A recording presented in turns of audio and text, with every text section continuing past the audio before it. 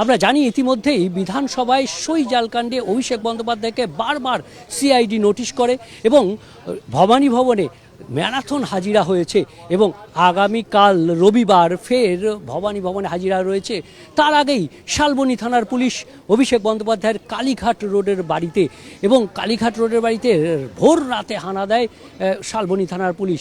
সোমবার রয়েছে ইডির মামলায় হাজিরা, তার পর মঙ্গলবারেও আবারও হাজিরা, কারণ ডিজে বাজানোর যে হুমকি দিয়েছিলেন সেই হুমকি মামলায় অভিষেক বন্দ্যোপাধ্যায় হাজিরা রয়েছে।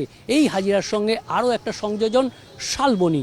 এই শালবনী থানার যে মামলা রয়েছে সেটি প্রাক্তন বিধায়ক সুজয় হাজরা তাকে গ্রেপ্তার করেছে জমি কেলেঙ্কারির মামলায় এবং সেখানেই জিজ্ঞাসাবাদে উঠে আসে অভিষেক বন্দ্যোপাধ্যায়ের পিএ সুমিত রায়ের নাম।